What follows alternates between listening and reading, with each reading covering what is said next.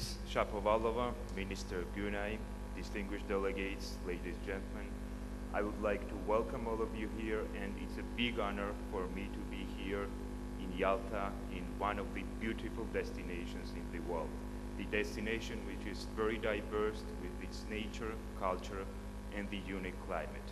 So I represent World Tourism Organization. It is an international organization, leading international organization in the field of tourism. And today I would like to make a brief presentation on tourism trends in Europe and its outlook by 2030. Tourism is today a $1 trillion sector involving movements of millions of people each year. And in 2011, 990 million international tourist travels in the world, generating over $1 trillion in exports for the destinations they visited. And moreover, despite increasing uncertainties over global economy, in the first half of 2012, tourism increased by 5%, and it will reach 1 billion travelers by the end of this year. And in the first half of 2012, some 22 million international travelers visited destinations worldwide.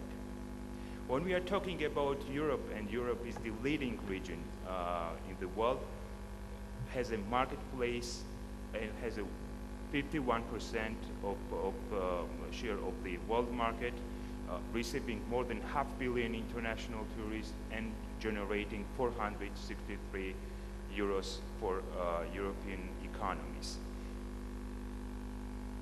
And more briefly, I would like to introduce some key trends in Europe. So in Europe, where the Euro crisis hits the headline today, tourism grew by 4% in the first half of 2012.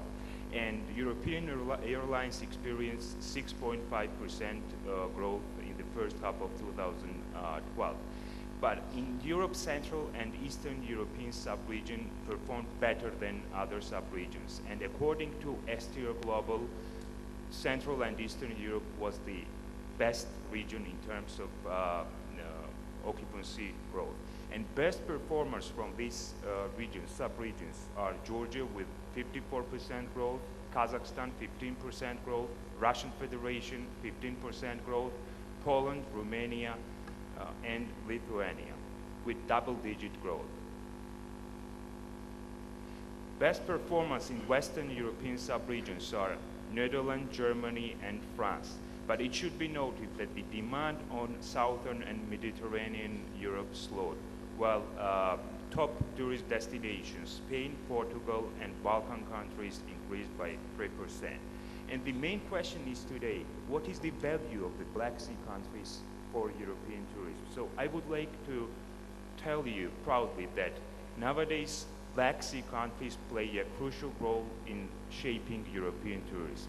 Out of 504 more than 500 million international tourists which traveled in Europe, more than 84 million international tourists traveled in the Black Sea countries. And these Black Sea countries are Bulgaria, Georgia, Romania, Russian Federation, Turkey, and Ukraine.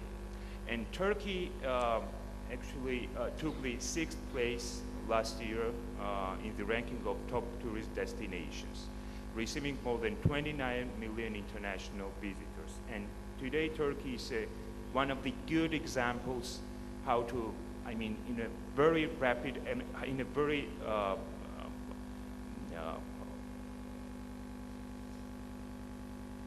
I would say that in a quick period, how to very rapidly reach its success and increase its inbound tourist volume. So today, Turkey is one of the best examples. Russian Federation is one of the fastest growing inbound tourist destinations, but most attractive outbound travel market for all European destinations. In 2011, Russia moved up to 7th place in the ranking of top spenders.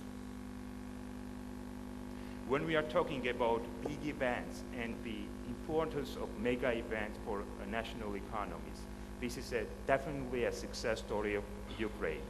The mega event of Euro 2012 very positively and considerably affected inbound tourism volume in Ukraine and highly increased its awareness as a tourism destination worldwide. So Euro has benefited Ukraine in terms of supply and demand sides.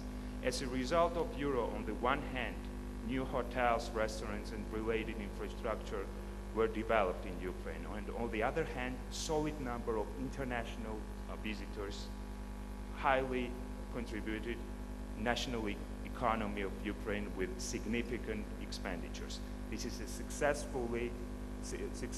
story of Ukraine, and congratulations for this, Ms. Shapovalova. Bulgaria and Romania have a systematic approach in increasing inbound tourism volume by capturing source markets. In 2011, Georgia showed the highest relative increase among emerging destinations, continuing a trend of rapid growth. And solid public and private investments have encouraged rapid development of Georgian Black Sea coastal destinations. So I would like to inform you that by 2030, UNWTO forecast 1.8 billion international visitors. International tourist arrivals will be increased by 43 million a year on average. And from 2015, emerging economies will receive more visitors, international visitors, than advanced economies. By 2030, 58% of international tourists will be recorded by emerging economy destinations.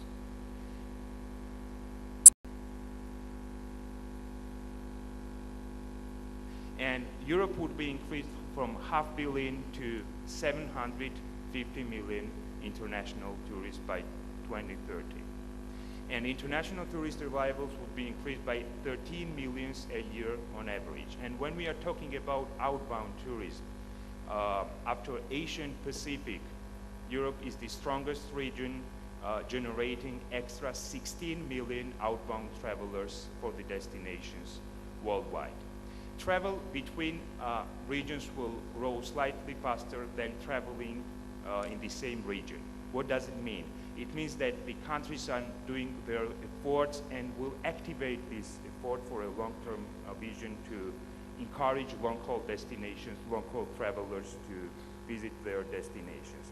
But we don't have to forget that traveling within same region will dominate in the long-term vision by 2030.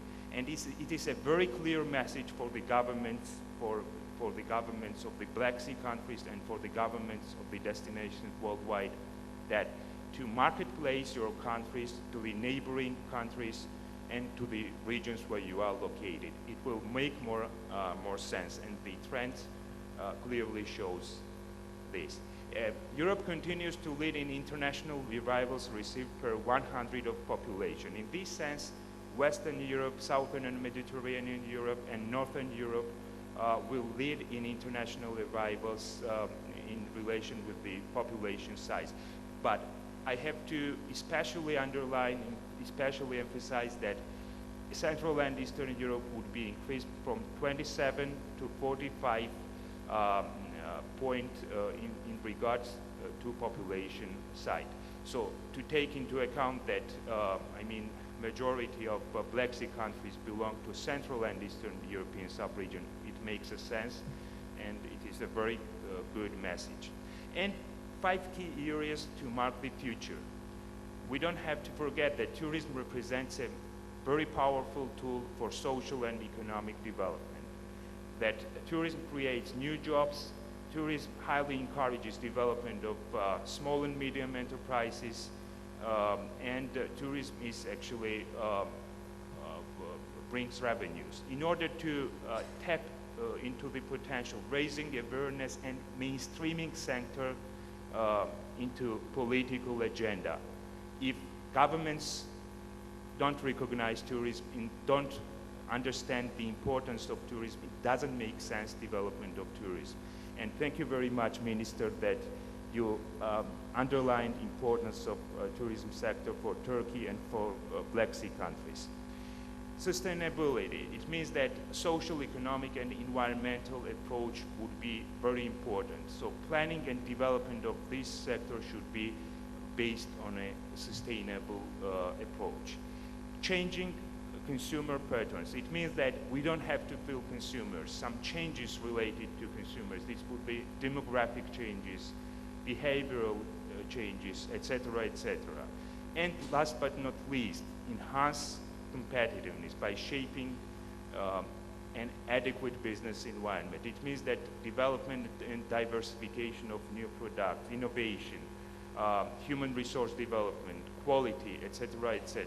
Thank you very much for actually for the time you dedicated me, and I would be more than happy to be at your disposal and to respond to your questions. Thank you very much.